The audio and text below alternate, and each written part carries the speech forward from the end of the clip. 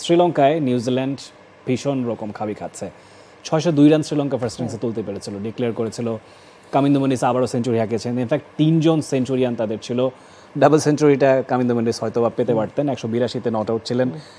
জবাবে এক কামিন্দু মেন্ডিস কিংবা চান্দিমাল কুশল মেন্ডিস কারোর একার রানের সমান পুরো টিম নিউজিল্যান্ড করতে পারলো না। 88 রানে তাদের কল আউট হতে হয়েছে।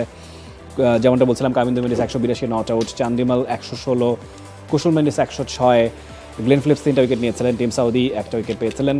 নিউজিল্যান্ড 88 রানে অল আউট হয়েছে। সেই জায়গাটায় প্রভাত জয়সুরিয়া 6টা উইকেট তুলে নিয়েছেন। নিশান প্যারিস, যার ডেবিউ হয়েছে রাইট আর্ম অফ স্পিনার, তিনি 3টা উইকেট নিয়েছেন। আসিফা ফার্নান্দো 1টা উইকেট নিয়েছেন। 39 ওভার 5 বলের সময়ই তারা অল আউট হয়েছে এবং শেষ খবর পাওয়া পর্যন্ত ফলো অনে পড়েছে নিউজিল্যান্ড। সেকেন্ড ইনিংসটা অবশ্যই একটুখানি ডিফারেন্ট। 80 রান তারা অলরেডি করে ফেলেছে 1টা উইকেট হারিয়ে। কোন পথে যাচ্ছে আসলে গল টেস্ট অবধারিতভাবে বলাই যায় শ্রীলঙ্কার পক্ষে এই মুহূর্তে সময়টা কথা বলছে। অবশ্যই কোনো সন্দেহ নাই, তবে সেকেন্ড ইনিংসে নিউজিল্যান্ড একটু ভিন্ন ধরনের স্ট্র্যাটেজি নিয়েছে। 80 রান তারা তুলেছে 15 ওভার ব্যাটিং করে, এবং তারা অ্যাটাকিং ক্রিকেট খেলার চেষ্টা করছে। কারণ এই জায়গাতে আপনি খুব বেশি ধরে খেললে সুবিধা করতে পারবেন না, কারণ প্রভাত জয়সুরিয়া এবং অভিষিক্ত নিশান পেরিস তারা যেভাবে চেপে ধরেছে, এখানে আপনি যত ডিফেন্সিভ খেলবেন তত বিপদে পড়বেন। সঠিক প্যাড আর সঠিক তথ্য দিয়ে এসব সামলে নিব এক হয়ে মোনালিসা স্যানিটারি ন্যাপকিন। তো প্রথম ইনিংসের ভুল থেকে শিক্ষা নিয়ে নিউজিল্যান্ড কামব্যাক করার চেষ্টা করছে, তবে কাজটা খুব কঠিন। 605 রান যখন একটা দল করে ফেলে, 600-এর ওপরে রান, এবং তারা 5 উইকেট ইনিংসটা ডিক্লেয়ার করেছে। অন্যদিকে 3 জন সেঞ্চুরিয়ান, সেখানে আপনি জবাব দিতে নেমে 100 করতে পারেননি, যেখানে ফার্স্ট টেস্টটা খুব প্রতিদ্বন্দ্বিতামূলক হয়েছিল। সেটা কি আসলে অবাক করেছে কিনা? নিঃসন্দেহে দেখুন, ফার্স্ট টেস্টটা কিন্তু একদম শেষ যে সেশন অবধি খেলা হয়েছে সেই পর্যন্তই কিন্তু ফলাফলের একটা মানে নিউজিল্যান্ডের পক্ষে জিতেও পারতো। সেই জায়গায় শ্রীলঙ্কা প্রথম ম্যাচটা জিতে নিয়েছে, তারা ইংল্যান্ডে একটা ম্যাচ জিতে এসেছে। ইনফ্যাক্ট টেস্ট চ্যাম্পিয়নশিপেরও অন্যতম দাবিদার বলা যায় ফাইনালের খেলার ক্ষেত্রে। সে জায়গায় হয়তো বা ইন্ডিয়া অস্ট্রেলিয়ার সঙ্গে সমান সমান জায়গাতেই শ্রীলঙ্কাকে দেখা যাচ্ছে, হুইচ ইজ আসলে সারপ্রাইজিং আমাদের জন্য।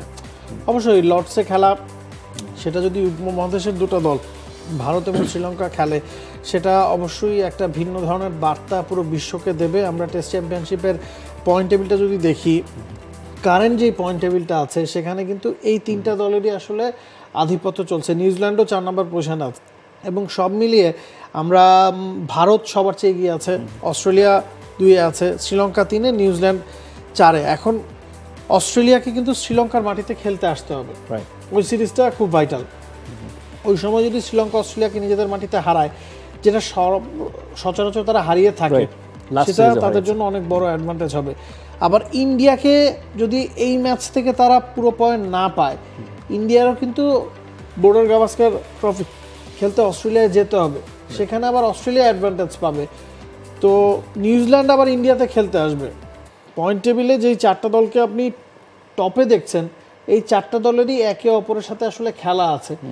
ওই সিরিজগুলোই আসলে বলে দেবে যে এই 4 দল থেকে কোন 2টা দল আসলে টেস্ট চ্যাম্পিয়নশিপের ফাইনালে খেলবে। সে কারণেই কিন্তু এখন প্রতিটা ম্যাচ খুব গুরুত্বপূর্ণ। শ্রীলঙ্কা নিউজিল্যান্ড ম্যাচটা যেরকম গুরুত্বপূর্ণ, বাংলাদেশ ইন্ডিয়া ম্যাচটাও গুরুত্বপূর্ণ, কারণ এই 4টা দলের মধ্যে থেকে 2টা দলকে বেছে নেওয়া হবে পয়েন্টের ভিত্তিতে, এবং পুরো জিনিসটাই নির্ভর করবে তারা একে অপরের পক্ষে যখন খেলছে, হোম সিরিজ অ্যাওয়ে সিরিজ, সেখানকার রেজাল্ট আসলে পার্থক্য করবে। নিঃসন্দেহে আমাদের অবস্থান এই মুহূর্তে 6 নম্বরে। বাংলাদেশেরও সম্ভাবনা ছিল টেস্ট চ্যাম্পিয়নশিপের ফাইনালের কাছাকাছি যাওয়ার। রাওয়ালপিন্ডিতে 2টো টেস্ট তারা জিতেছেও, পাকিস্তানকে সিরিজ হারিয়েছে। অ্যাওয়েতে আমরা আসলে খুব বেশি যে রেগুলার বেসিসে ভালো খেলে থাকি তা নয়। ইন্ডিয়াতে এসে চিত্রপটটা ঘুরে গেল। বাংলাদেশের তো এই মুহূর্তে হয়তো বা টেকনিক্যালি চান্স থাকলেও ক্রিকেটের সার্বিক পরিস্থিতি বিবেচনা এবং ভবিষ্যৎ যে খেলাগুলো আছে সেই বিবেচনায় বাংলাদেশের কি কোনো সম্ভাবনা দেখছেন? বাংলাদেশ যদি এই ম্যাচে 4 পয়েন্ট পায়, সেক্ষেত্রে 6 থেকে হয়তো তারা 5-এ উঠে আসার একটা সম্ভাবনা তৈরি হতে পারে। এবং বাংলাদেশের নেক্সট খেলা সাউথ আফ্রিকার বিপক্ষে খড়ের মাটিতে। বাংলাদেশ ঘরের মাটিতে সাউথ আফ্রিকার সাথে খুব যে পিছিয়ে থাকবে তা কিন্তু আপনি বলতে পারবেন না, কারণ ঘরের মাটিতে আপনি যদি স্পিনের উইকেট বানান, সাউথ আফ্রিকানদের স্পিনের বিপক্ষে দুর্বলতা অন্য যে কোনো দেশের চেয়ে আসলে বেশি। সেটা যদি বাংলাদেশ কাজে লাগাতে পারে, 2টা জয় পায়, আবার ওয়েস্ট ইন্ডিজে গিয়ে বাংলাদেশকে খেলতে হবে, মানে টপ রেটের যেই দলগুলো আছে, ইন্ডিয়া, অস্ট্রেলিয়া, নিউজিল্যান্ড বা শ্রীলঙ্কা, তাদের সাথে বাংলাদেশের কিন্তু এখন খেলা নাই। যাদের সাথে বাংলাদেশের খেলা তারা বাংলাদেশের চেয়ে বর্তমানে পয়েন্ট টেবিলের নিচে আছে, তো সেটা বাংলাদেশের জন্য একটা সুবিধার কারণ হতেই পারে। কিন্তু অ্যাট দ্য সেম টাইম মানে আমাদের তো আসলে পাস্ট হিস্ট্রি ওয়েস্ট ইন্ডিজ কিংবা সাউথ আফ্রিকার সাথে তেমন সমৃদ্ধ নয়। সাউথ আফ্রিকাকে আমরা কখনোই টেস্টে হারাইনি। সেই জায়গায় চ্যালেঞ্জ নিঃসন্দেহে থাকবে, বাট এই মুহূর্তে যেহেতু পয়েন্ট টেবিলের উপরে সেটা বাড়তি অনুপ্রেরণা বাংলাদেশ অবশ্যই, কারণ পাকিস্তানের সাথে জয়টা বাংলাদেশকে একটা বড় বুস্ট আপ দিয়েছে।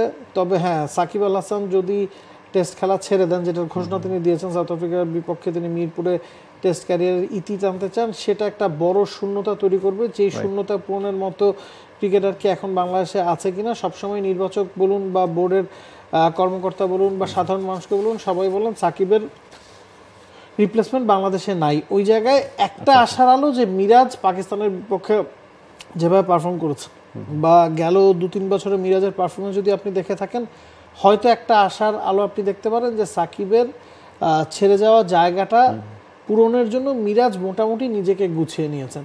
এটা বাংলাদেশের জন্য একটা বড় প্রাপ্তি। নিঃসন্দেহে মিরাজ 8 নম্বরে খেলে থাকেন, সেই ব্যাপারটা নিয়ে আমরা বারে বারেই কথা বলি যে 8 নম্বরটা তার জন্য সুটেবল কিনা, যেহেতু তিনি গত 2 বছর ধরে বেশ ভালো ব্যাটিংও করছেন বোলিংয়ের পাশাপাশি। সাকিবের অবসরের পর হয়তো বা তার কিছুটা প্রমোশন হতে পারে, হয়তো লিটন 6 চলে আসবেন, মিরাজ 7-এ আসবেন। আবার লিটন যেহেতু 7-এ ভালো করছেন, মিরাজ যেহেতু ওপর দিয়ে খেলতে চান, হয়তো তাকেও 6-এ আনা যেতে পারে। আবার মুশফিকও কতদিন খেলবেন সেটারও কিন্তু ঠিক ঠিকানা নাই। হ্যাঁ, সাকিবের মতো এত সমস্যা মুশফিকের নাই, মুশফিক ফর্মে আছেন, তবে বয়স কিন্তু মুশফিকেরও আসলে পক্ষে কথা বলছে না। হয়তো আর 1টা বা 1.5টা বা 2টা বছর তিনি খেলতে পারেন, এর বেশি হয়তো প্রলোভ করতে পারবেন না। তখন হয়তো মিরাজের সামনে সুযোগ আসবে আরো উপরের দিকে খেলা। For more updates, subscribe to our YouTube channel and click on the bell icon. Follow us on Facebook and Instagram. Download T-Sports app to enjoy exciting games and highlights. Visit tsports.com.